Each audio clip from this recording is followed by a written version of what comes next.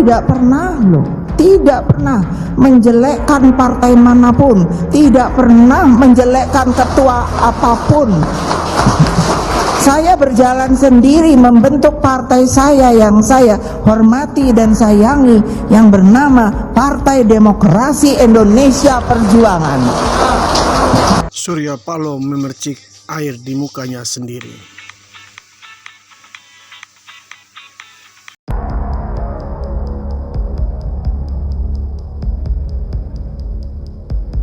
Buang itu praktek kesombongan, merasa hebat sendiri, merasa paling mantap sendiri. Itu bukan Nasdem. Ada urusan apa? Lah piye kok dibilang sombong, emangnya kenapa? Saya mau menggarisbawahi saya tidak pernah menjelekkan partai manapun, tidak pernah menjelekkan ketua apapun. Saya berjalan sendiri membentuk partai saya yang saya hormati dan sayangi, yang bernama Partai Demokrasi Indonesia Perjuangan.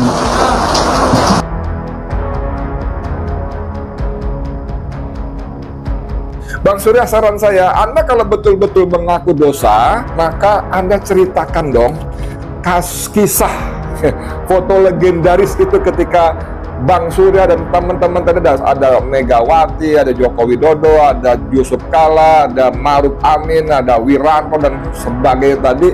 Kenapa wajah Bang Surya dan orang-orang itu yang dianggap terhormat itu begitu tegang? Seteru PDIP dan Nasdem, bisakah misteri Pilpres 2019 terkuak?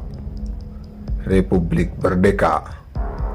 Sejumlah misteri Pilpres 2019 lalu diharap dapat terkuat dalam momentum tegangnya hubungan antara PDIP dengan Partai Nasdem menjelang Pilpres 2024. Direktur Perubahan Muslim Arbi mengatakan pertempuran PDIP dan Nasdem menjelang Pilpres 2024 semakin seru.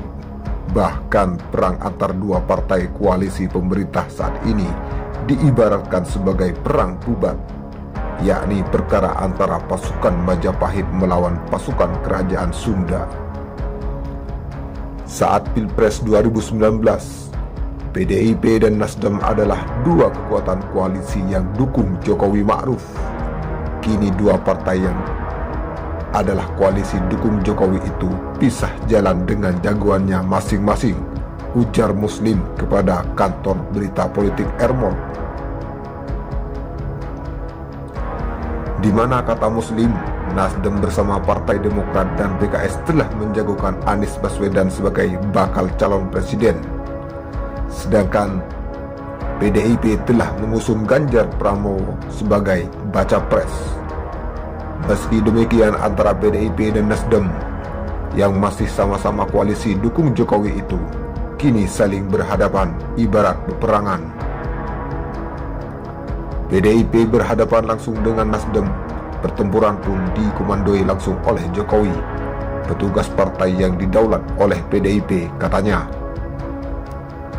Selain itu, dengan menggunakan tangan Kejaksaan Agung, lanjutnya PDIP patut diduga mencoba menghancurkan pertahanan Nasdem melalui kasus dugaan korupsi BTS yang menjerat Menteri Komunikasi dan Informasi Johnny G. Plate, yang juga menjabat sebagai Sekretaris Jenderal Nasdem. Apakah dengan penetapan tersangka dan ditahannya Johnny G. Plate, Surya Paloh akan tinggal diam? Nampaknya tidak. Metro TV sebagai senjatanya Nasdem mulai teriak sejumlah rekod kelemahan petugas partainya PDIP. Mulai mengkritisi proyek IKN, terangnya. Muslim menilai publik menunggu kejujuran Metro TV untuk menguak sejumlah misteri Pilpres 2019 yang belum terjawab hingga hari ini. Di antaranya soal hasil Pilpres 2019. Apakah benar hasil hitung KPU dimenangkan oleh Jokowi Ma'ruf? Atau adakah yang hilang dalam hitungan yang sebenarnya? Konon Prabowo Sandi yang menang. Metro TV pasti punya file itu, pungkasnya. Surya Paloh dinilai mendapat hidayah setelah pisah jalan dengan Jokowi. Republika.co.id. Ketua Majelis Syuro Partai Umat Amin Rais menyebut Ketua Umum Partai Nasdem Surya Paloh telah mendapat hidayah. Hal ini karena sikap dan pilihan politik Surya Paloh yang kini menginginkan perubahan dan mendukung Anies Baswedan sebagai calon presiden pada pemilihan presiden 2024 mendatang. Amin mengatakan Surya Paloh sebelumnya selalu berjalan beriringan dengan Presiden Joko Widodo yang menurutnya memiliki persamaan dibesarkan oleh kaum oligarki. Kemudian Paloh kini memilih pisah jalan dengan Jokowi dan menjagokan Anies Baswedan sebagai calon presiden mendatang yang dinilainya antitesa dari Jokowi. Dalam bahasa agama, ini Surya paling mendapat hidayah karena telah lama bergelimang dengan para oligarki itu, mengambil jalan yang sangat mengejutkan tapi positif, yaitu ingin melakukan perubahan. Ya, demi perbaikan masa depan Indonesia, ujar Amin dikutip dari Instagramnya. Sebaliknya, berbeda dengan Jokowi yang menurut Amin masih bertahan dengan dolalah, yakni kesesatan ekonomi dan kesesatan politik. Dia mengatakan saat ini Jokowi masih meneruskan langkah-langkahnya yang tujuannya menyengsarakan rakyat dan hanya menguntungkan kalangan konglomerat dan korporator.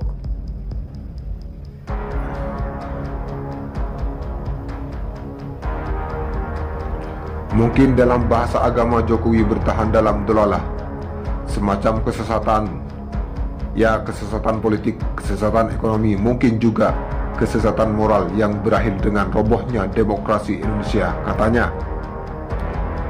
Akibat dari sikap pilihan politik itu pun, lanjut Amin Rais, berdampak ke Partai Nasdem. Amin pun mendukung Surya Paloh melakukan serangan balik kepada Presiden Jokowi. Hal ini disampaikan berkaitan dengan penetapan tersangka Menteri Komunikasi dan Informatika Johnny G. Plate yang merupakan sekjen Partai Nasdem oleh Kejaksaan Agung. Ini karena sejumlah pihak kemudian mengaitkan penetapan tersangka tersebut dengan sikap dan pilihan politik Partai Nasdem yang kini berseberangan dengan Jokowi. Video singkat saya ini berjudul Bung Surya Paloh, Please Fight Back.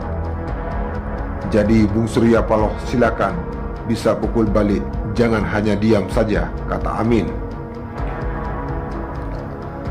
Amin menyebut penetapan tersangka Johnny Plate mendapat berkah tersembunyi atau blessing in disguise bagi Indonesia, yakni terbongkarnya kasus dugaan korupsi yang disebut membuat negara mengalami kerugian hingga 8 triliun yang tentunya harus diproses hukum. Namun di sisi lain juga penetapan tersangka ini juga menjadi gerbang lebar membongkar kasus korupsi di lingkaran orang-orang Jokowi yang diyakini mantan ketua MPR. Juga tidak terlepas dari dugaan korupsi. Pisah jalannya Surya Paloh ini, kata Amin, diharap bisa membuat Surya Paloh menyerang balik dan membongkar kroni-kroni Jokowi. Singkat kata, Pak Paloh harus tegak dan tegas berdiri. Maaf Pak, jangan bermental lembek, ini Anda punya peran besar sekali. Peristiwa Johnny Plate bisa jadi gerbang lebar buat membongkar juga korupsi konco-konco Pak Jokowi, ujarnya. Dia meyakini Jaksa Agung sebelumnya yang berasal dari Nasdem, Muhammad Prasetyo, mempunyai dokumen tentang korupsi lingkaran Jokowi. Karena itu, dia berharap hal ini menjadi kartu bagi Partai Nasdem melakukan serangan balik. Jadi buatlah konferensi pers yang tanpa tedeng aling-aling supaya apa? supaya terjadi saling bongkar antara dua kubu yang pernah bersatu dan ini berseteru. Insya Allah, rakyat pasti merasa lega, bahagia bila hal ini terjadi, ujarnya.